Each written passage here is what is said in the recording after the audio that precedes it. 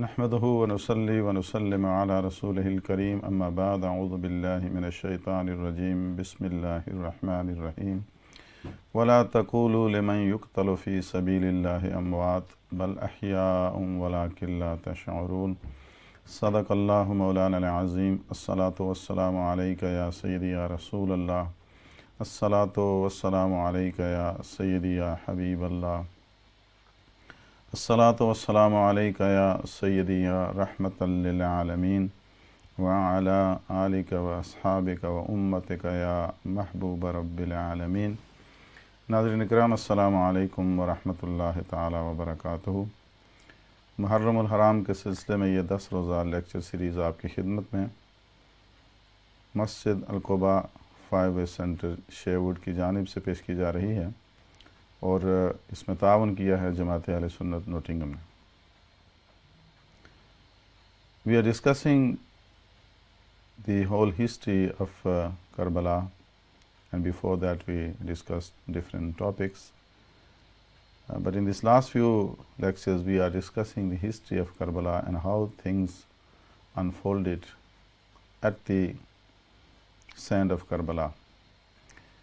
We discussed yesterday how Imam Hussain radiallahu ta'ala anhu and their companions were stopped at the place of Karbala, where negotiation took place and they were not allowed to move from there anywhere.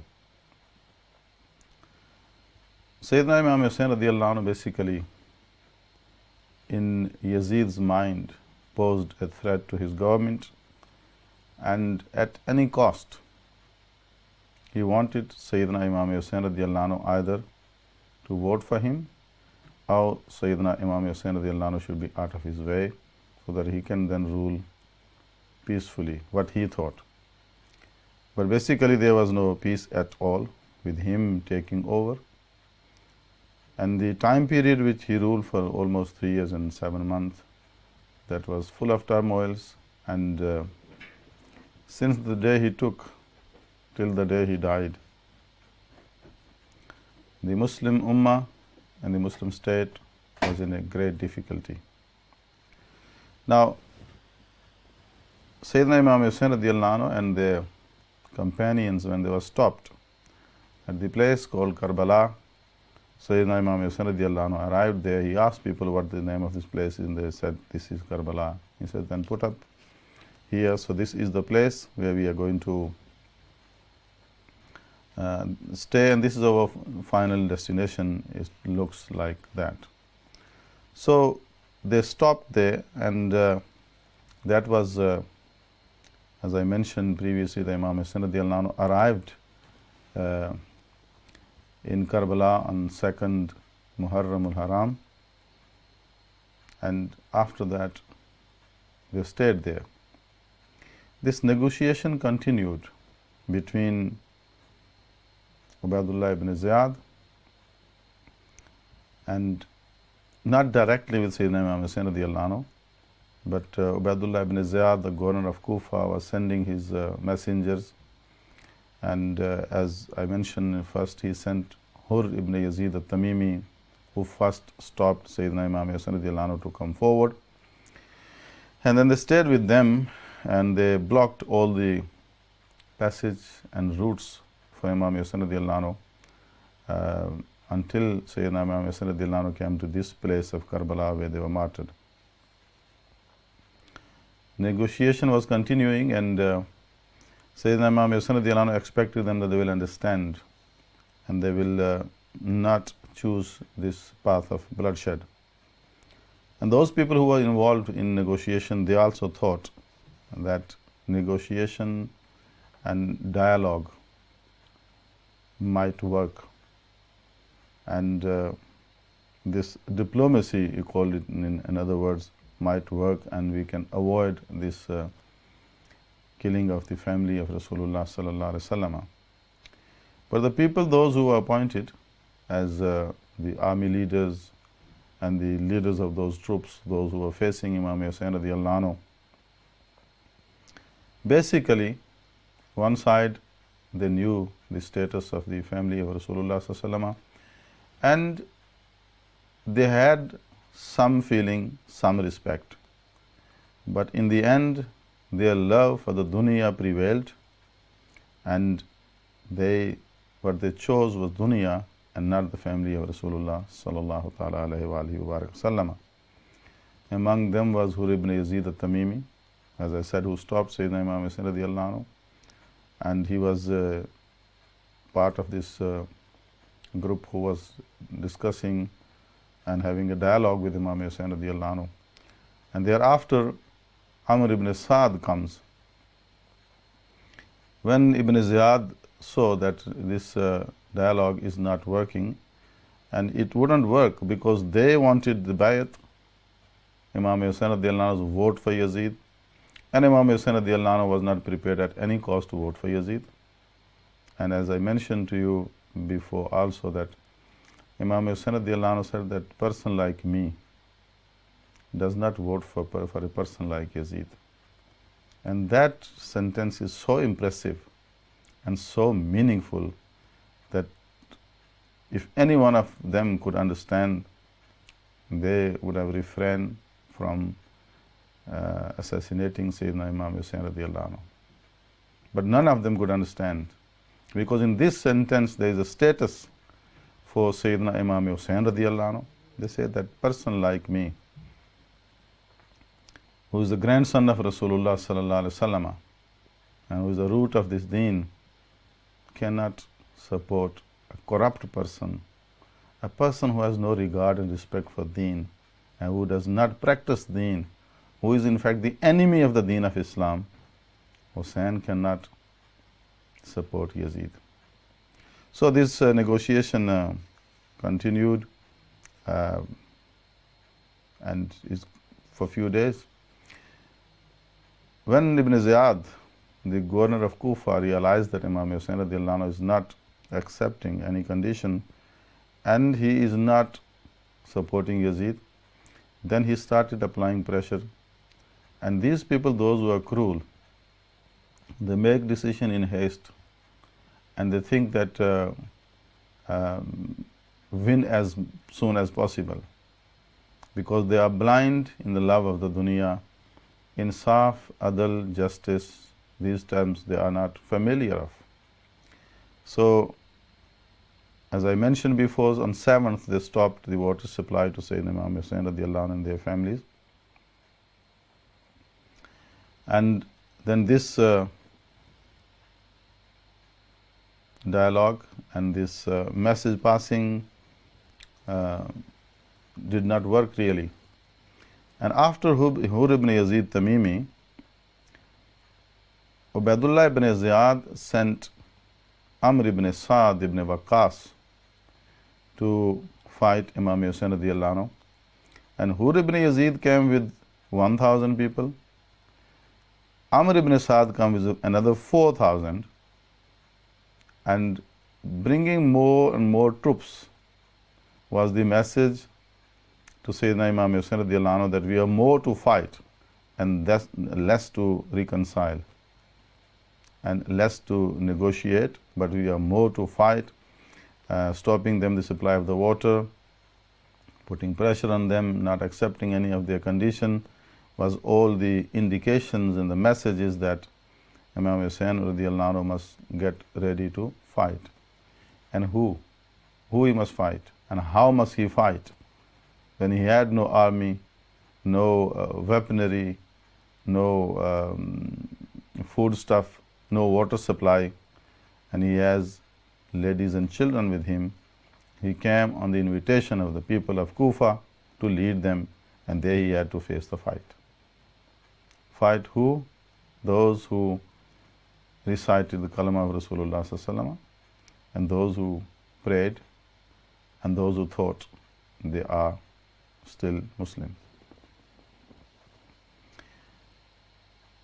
Nazrin Ikram, this Amr ibn Sa'd, the one who actually led the army in this whole fight on the 10th of Muharram on 61 after Hijrah, this person, Amr ibn Sa'd, was the son of Hazrat Sa'd ibn Waqqas radiallahu anhu. You must understand who these people were.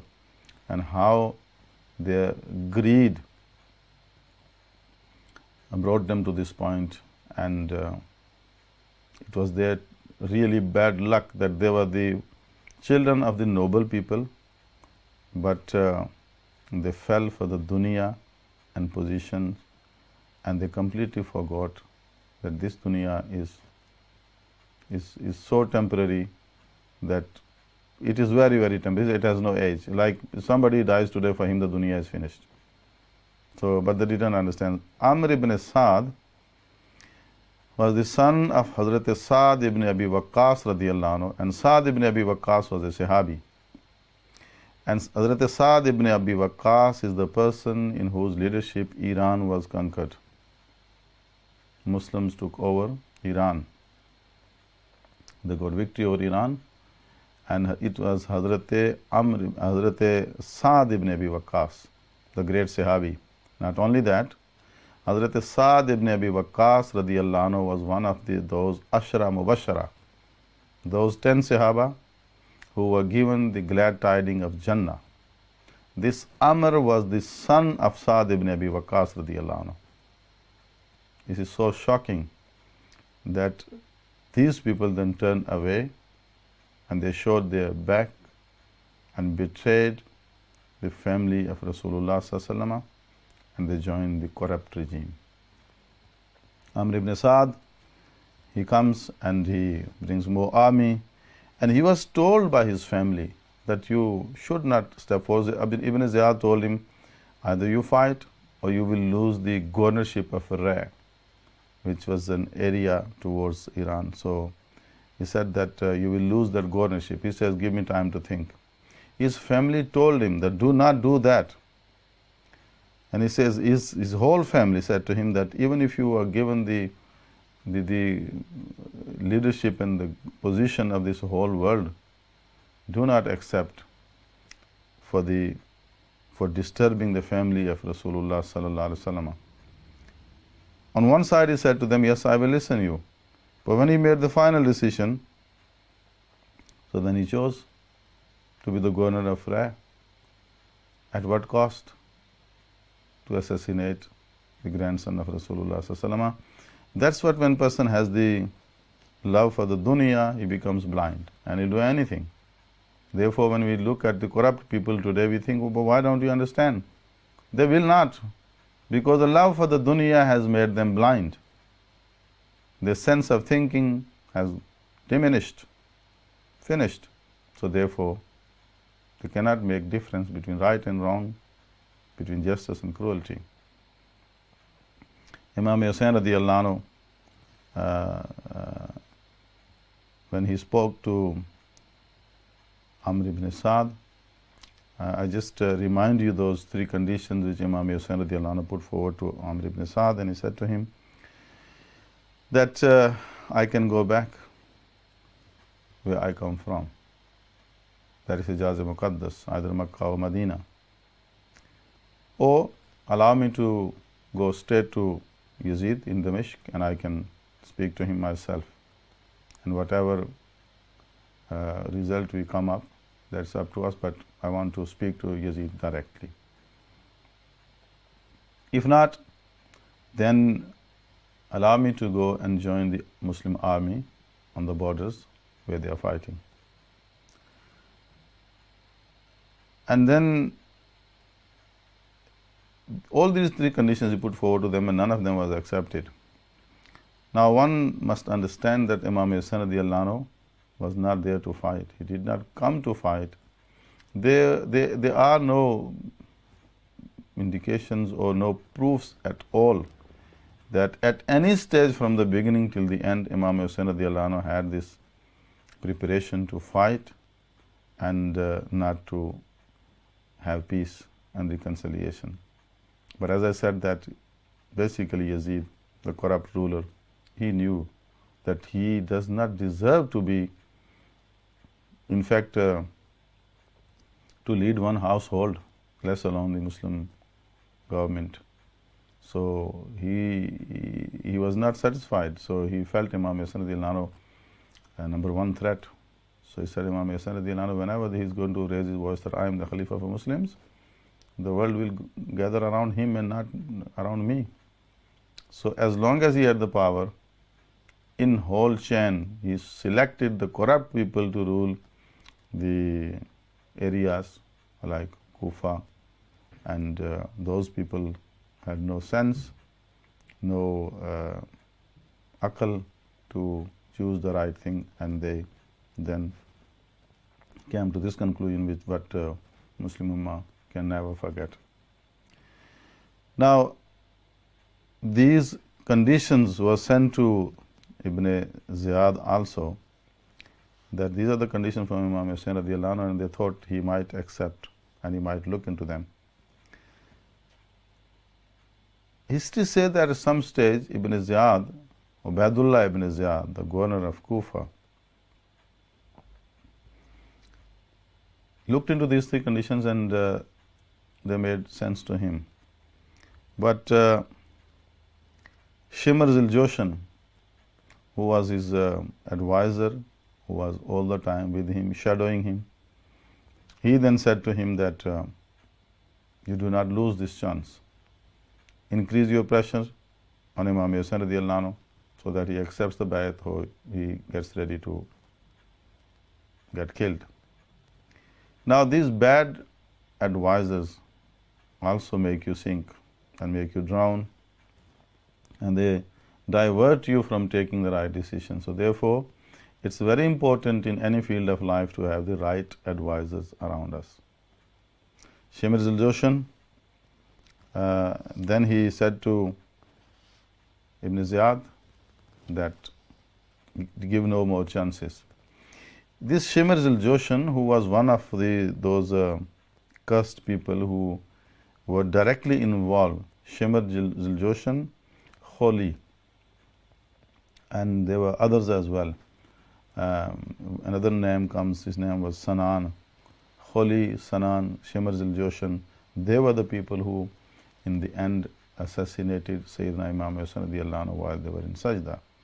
This Shimr Ziljoshan, history says that his sister Ummul Banin bint Hazam was the wife of Sayyidina Ali al-Murtada radiallahu anhu, and from whom Sayyidina Ali radiallahu anhu had the sons Abbas, Abdullah and Jafar and Usman.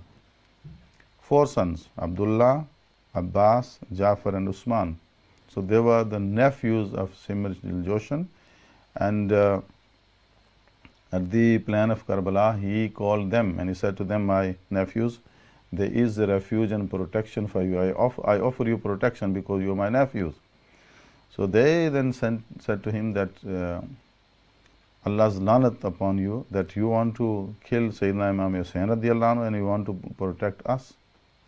We are not like you to betray Imam Hussain radiallahu anhu, who is our brother, and then come join you. That will never happen. We don't want your protection. Take it away. So Imam Hussain radiallahu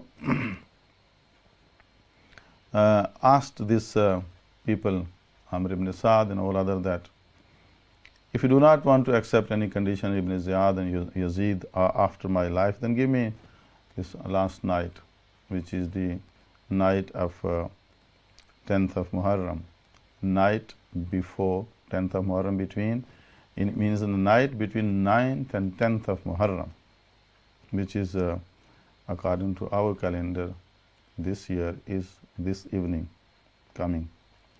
So that is the 10th night. So 10th day will appear tomorrow morning according to our calendar this year, as we discuss now.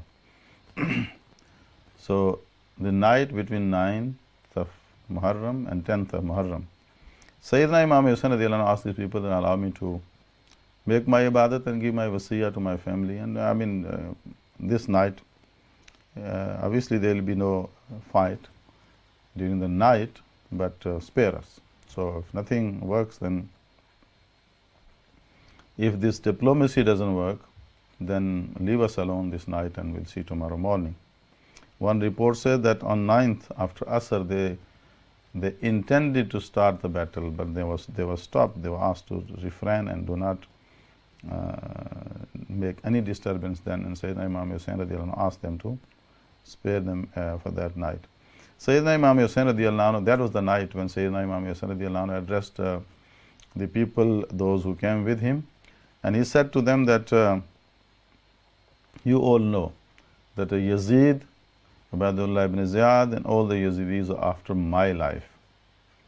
If they find me supporting them, or they find me that I am no more in this dunya, they will be satisfied. They have no direct animosity with you. I am threat for them, you are not. So therefore, in this darkness of the night, I allow you to leave this majlis and you go back to Makkatul Mukarramah, or find your own way, whichever route you find peaceful and satisfactory to you, safe for you, you can choose. And history said that Imam Hussain radiallahu anhu, while they were advising the people, after they finished the advice, they asked the Khadim to switch off all these candles, so that in the darkness people can leave, and while the light is on, they might feel ashamed or humiliated to leave. So therefore he gave them the full chance, an option to leave. When the lights came on, they found that everyone was sitting at their place and no one moved at all.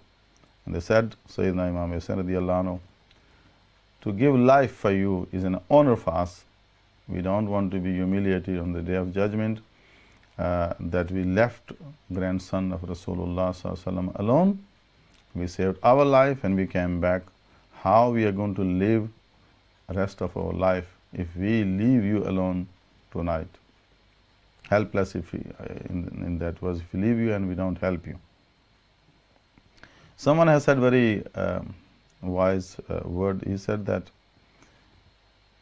when Imam Hussain radiallahu anhu said to these people that I will not make any complaint against you on the Day of Judgment, and you will have the Jannah with us. You will not be deprived of Jannah. Jannah is for you, you can leave. So there will be no complaint. So the wise person said that they told the Anbiya and the great people, called people that come with me, come with us, and then you will have Jannah.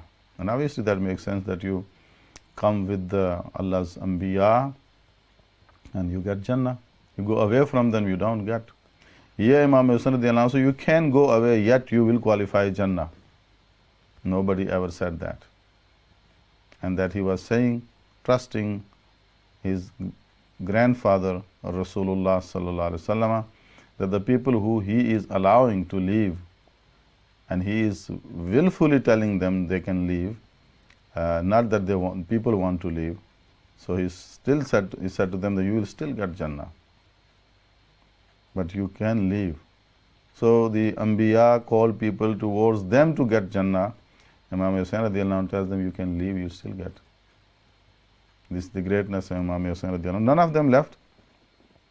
Sayyidina Imam Hussain radiallahu anhu advised them and gave them nasiha, gave nasiha to the family. Obviously, ladies in the family and other people were nervous, and they came to tears. It was not a small test, it was a greatest test which they could ever think, or perhaps they never thought.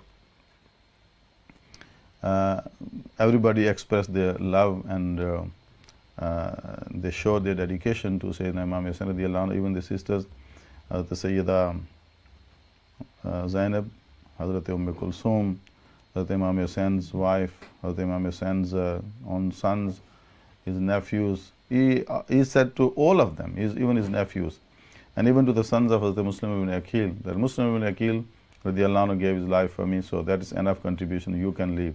So they said, no, we are not going to leave.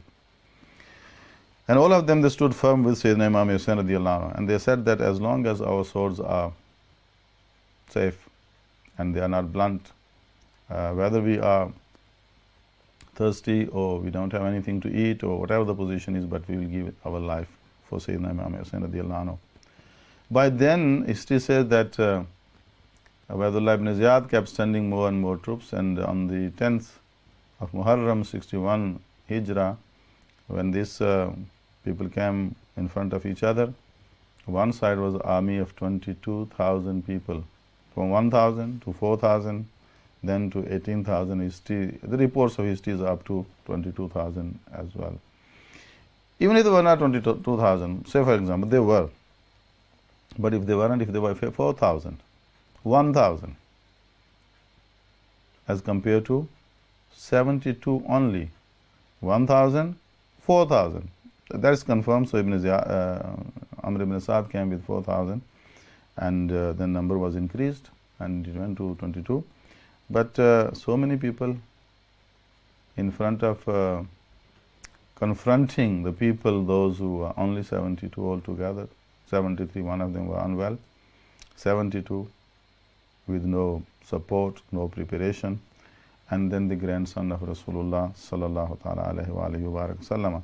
Sayyidina Imam Hussain radiyallahu anhu advised the family not to be impatient and show sabr, whatever they face tomorrow, and then they related this hadith to the sisters and to everybody that when I am not in this dunya, do not do this self-torturing, do not do anything like the people of Jahiliyyah did, because he said, Nabi Kareem alayhi salam said, Laisa man minna man darab al-khudud wa shakka al-jayub wa da'a bi da'wa al-jahiliyyah. That person is not from us who self-tortured and who tore off his shirt, his clothes, and he made the sounds like sounds of people of Jahiliyyah.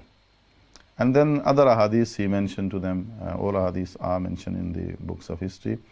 And the whole night he consoled them. They make ibadat, they perform prayers, tasbih, istighfar, hamd wa sana, through the park, and then whole night went like that.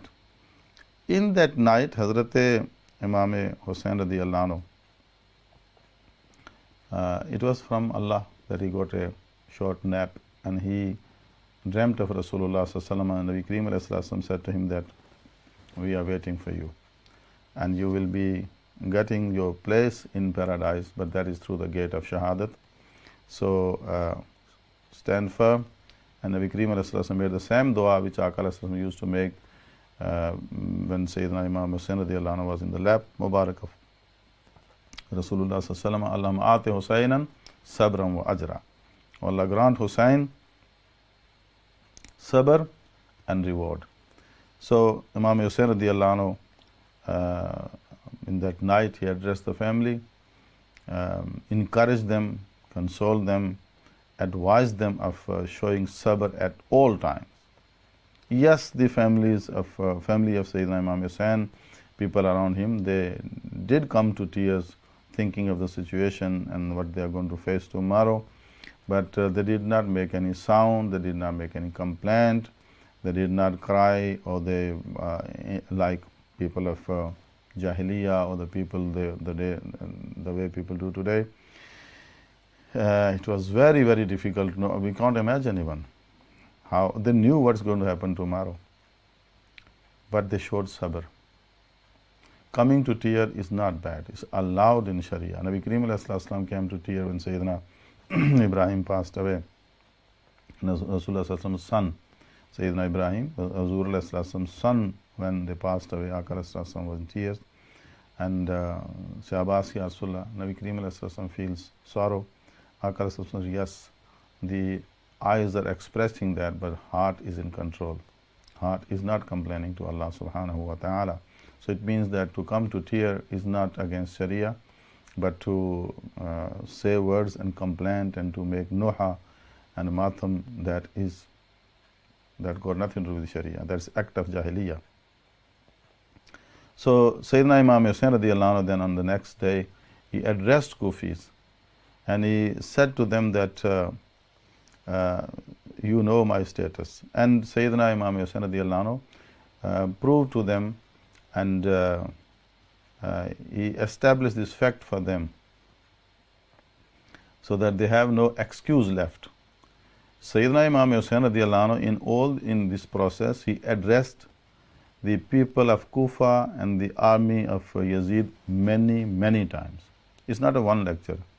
There are khutabat of Imam Hussain radiallahu anhu, where Imam Hussain radiallahu anhu addressed those people, and he told them, reminded them, though they knew the status of Imam Hussain radiallahu anhu, yet Imam Hussain radiallahu anhu, time and again, he addressed them and he told them, you know who I am, and you know what purpose I am here for. You know what is my fault. You know you are at fault. Still you want to assassinate me and kill me. That's your fault. And you must, I'm reminding you that you must be careful for your this dunya and akhirah. If you do that to me, you will not find anyone on the day of judgment who will make your safarash and shafaat. So, what I'm trying to explain to you, dear viewers, is that Sayyidina Imam Hussain radiallahu anhu explained those people, and he told them not to do what they did. They were sensible people. In fact, they did not need any nasiha. But Imam Hussain radiallahu anhu explained them everything.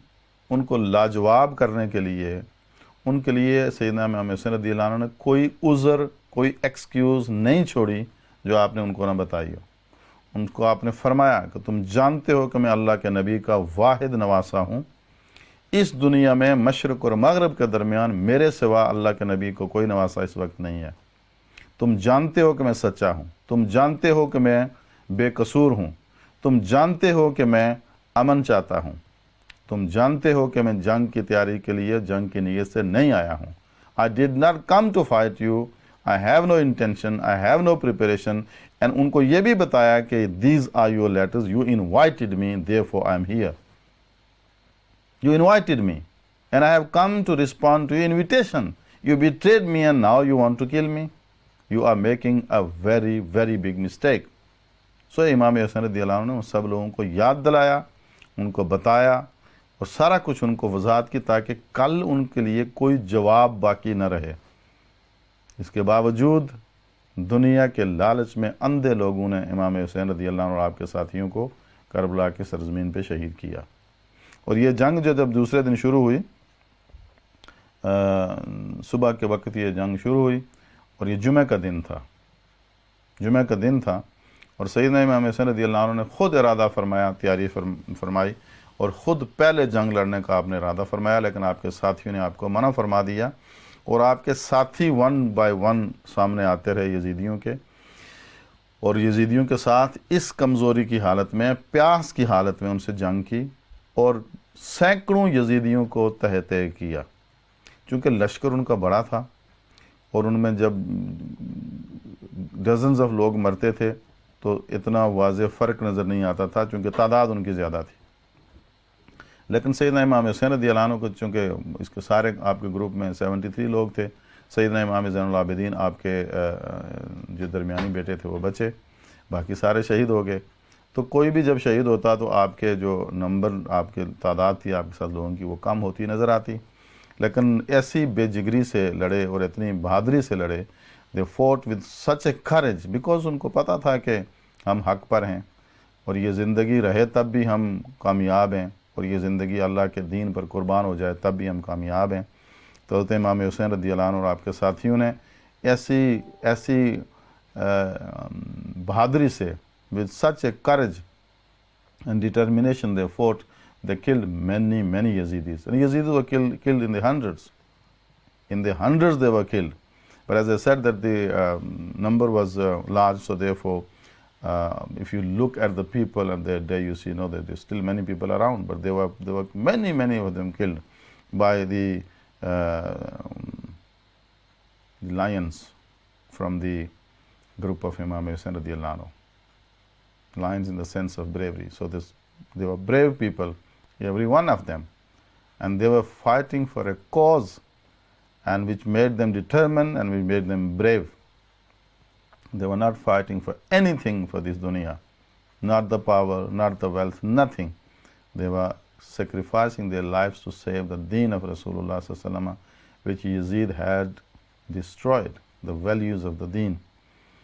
So everything they were told, but Nothing could work, and this battle continued on the 10th of Muharram, which is tomorrow.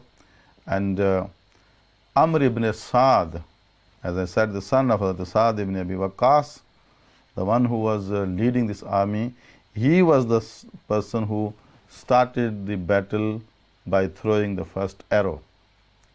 And in his mind, he was making the other witness that, see, I am starting the battle and I am following the orders of Ubaydullah ibn Ziyad and Yazid, so that he could establish evidence and he could cash his prize as the governorship of Ray. In 3 years' time, everything was gone.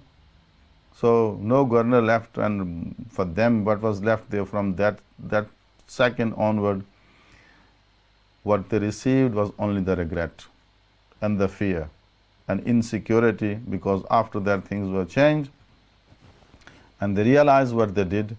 And Ibn Sa'd then started that battle, and then it started with one by one, and then whole of the army of Yazid attacked Sayyidina Imam Hussain radiallahu anhu. And is this Amr ibn Sa'd and all this army with him. Before that, now we call Hazrat Hurr bin Yazid al-Tamimi. Hurr ibn Yazid Tamimi was from the tribes who were around, they were living around Karbala. And he is the one who, as I said many times, that he is the one who stopped Sayyidina Imam Hussain radiallahu anhu first with the army of 1,000 people. But in the end, when the battle was about to start, something came to his mind. And he said, now this is the decision between Jannah and Jahannam. One route goes to Jahannam, one to the Jannah. So his companions around, they looked at him and they thought he looks confused and he's making some decision. So they asked him, what you are thinking of? He said, I am thinking between Jannah and Jahannam, what to choose. He said so, and then he pushed his horse. He ran to Sayyidina Imam Hussain radiallahu anhu, and he came and he said, Ibn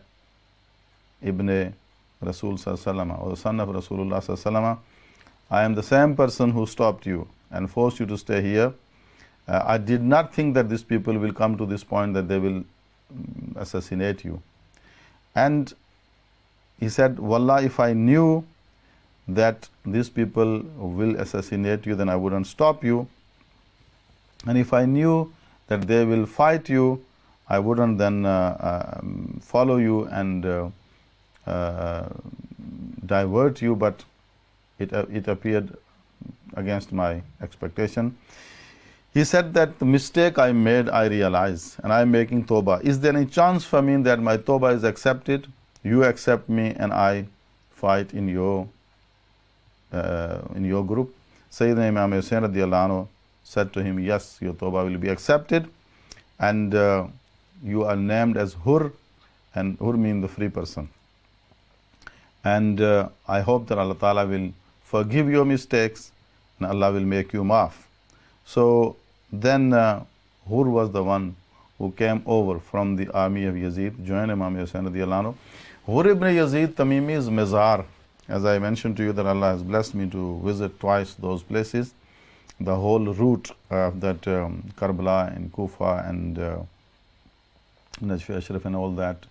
As you enter the city of Karbala, you're traveling from Baghdad to Karbala.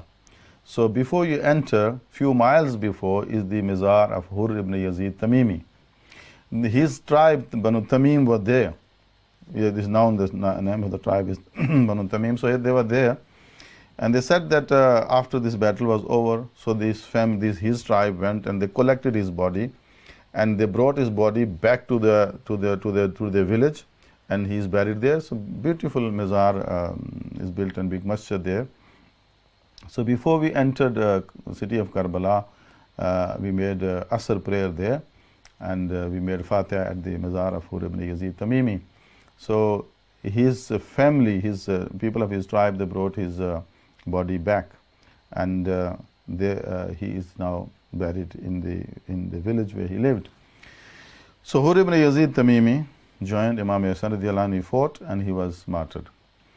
On this 10th, on that 10th of Muharram al-Haram, Sayyidina Imam Hussain radiallahu anhu's people fought one by one, and all of them, they were martyred. In the end, Sayyidina Imam Hussain radiallahu anhu, and Imam Hussain radiallahu anhu then again, before, that was the last lecture he gave to the people, reminding them again their position and everything.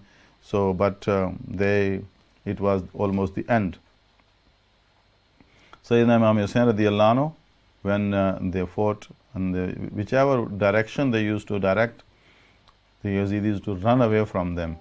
And Imam Hussain radiallahu anhu themselves killed many Yazidis, and then all these people, I mean, before that, these are the long details, one by one. These details are available in the books of history. They're one by one. Sayyidina Imam Hussein's brothers, his sons, his nephew, and all the people, those who came, the male member, all of them, they fought and they were martyred. Sayyidina Imam Hussein's eldest son, Hazrat Ali Akbar, then Ali Osat Imam Zainul Abidin, who remained alive because he wasn't well and he couldn't come out to fight. Sayyidina Ali Asghar, innocent child, he was also martyred. And then Sayyidina Imam Hussain radiallahu anhu's nephews, sons of Hazrat Imam Hassan, and sons of Sayyida Zainab, all of them, they were martyred. And among them were the brothers of Sayyidina Imam Hussain radiallahu anhu, sons of Sayyidina Ali, those who were from the other wives of Sayyidina Ali radiallahu anhu, and their names was Abu Bakr ibn Ali, Umar ibn Ali, Usman ibn Ali, and then Sayyidina Abbas Alamdar, and Sayyidina Imam Hussain themselves. Used to say the 5 sons of Sayyidina Ali radiallahu anhu, including Sayyidina Imam Hussain radiallahu anhu. History goes up to 9 also. They give more names, and there were 9 of them. 5 of them are confirmed. So they were martyred at the place of Karbala, and then all other people who joined Sayyidina Imam Hussain radiallahu anhu. In history, all the 72 names are there. All the 72 names are recorded, and they are there, confirmed who these people were. So they were altogether 73 male members. None of them were left, not even a male child. Sayyidina Ali Asghar, he was also martyred, this innocent child. None of them was left behind. So all of them were martyred. So Imam Hussain radiallahu anhu was in the end, and at each stage he explained to the Yazidis that, you know, my journey, the cause, the negotiation, the conditions I put in front of you, my positions. Very, very importantly, I am the only grandson of Rasulullah sallallahu alaihi wasallam. Now, with me, I'm the last person, and under the sky, on this face of earth, no one else is there, and you are after the life of the grandson of your Rasul sallallahu alaihi wasallam. Dear viewers, many centuries after, we feel that if this was said to anyone, they would have had regard and respect, and they would have pulled their hands off from this battle. But it is so sad to think that those people who claim to be the Muslims, they did not think of stopping this battle, and they did not think otherwise. And the knowledge for dunya was so dominant to their mind that they assassinated Imam Hussain radiallahu anhu. And Imam Hussain radiallahu anhu was the one who gave his life to save the values of the deen. 10th Muharram, on Friday, Sayyidina Imam Hussain radiallahu anhu, it was Jummah time.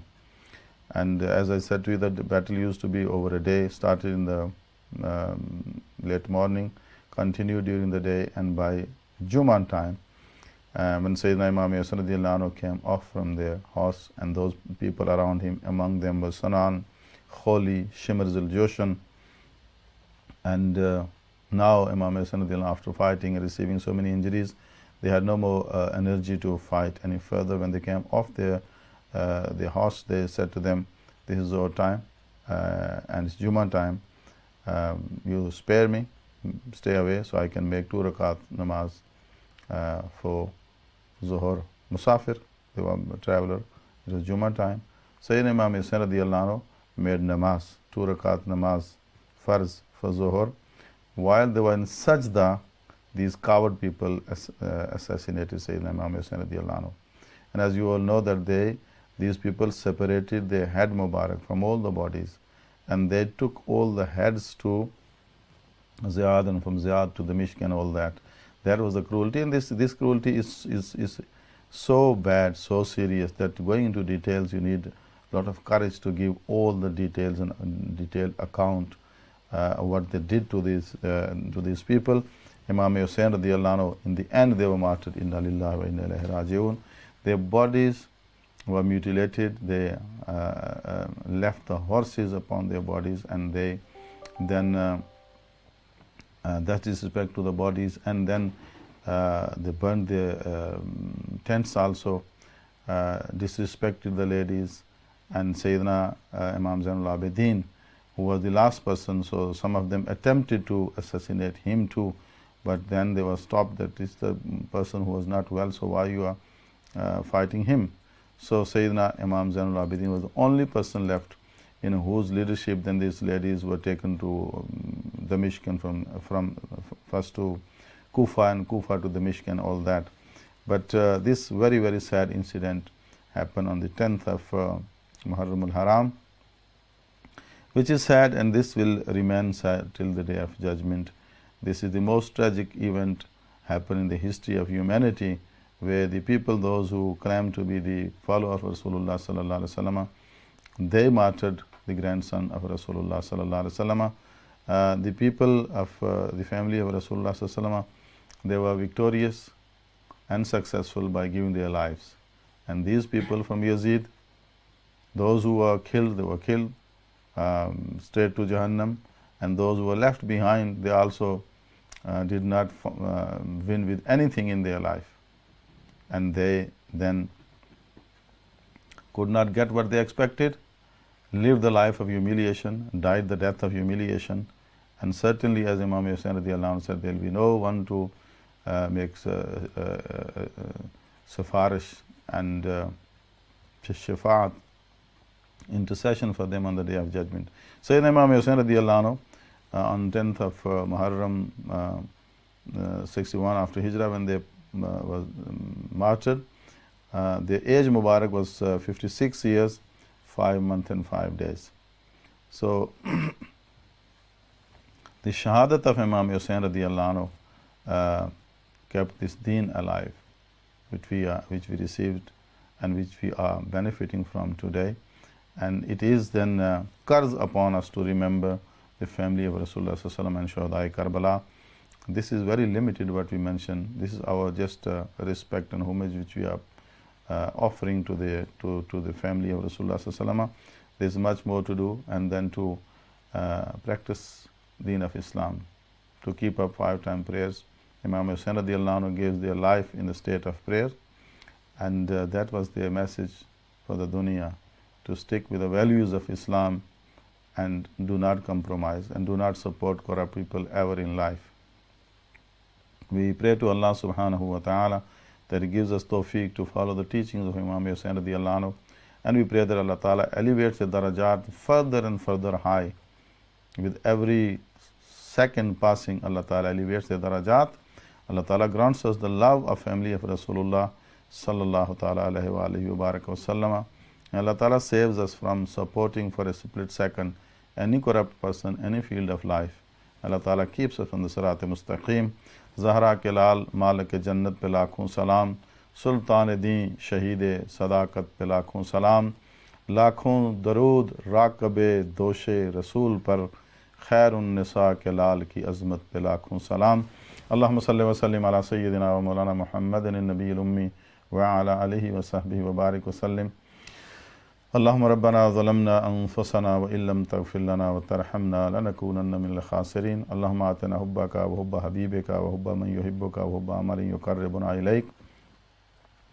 Allahumma یا حی یا قیوم برحمتک نستغیث لا تکلنا الی انفسنا طرفۃ عین واصلح لنا امورنا كلها اللهم ربنا انت ولینا فی الدنیا والآخرہ توفنا مسلمین والحقنا بالصالحین یا رب العالمین اللهم اغفر لجميع امت سیدنا محمد صلی اللہ تعالی علیہ وسلم وحلل مشاکلها كلها یا رب العالمین اللهم ربنا آتنا فی الدنیا حسنہ وفی الآخرة حسنہ وقنا عذاب النار ونفوض امورنا الی اللہ ان اللہ بصیر بالعباد وصلی اللہ تعالی علی حبیبہ سیدنا محمد وعلی آلہ واصحابہ اجمعین برحمتک یا ارحم الراحمین۔ السلام علیکم ورحمۃ اللہ تعالی وبرکاتہ۔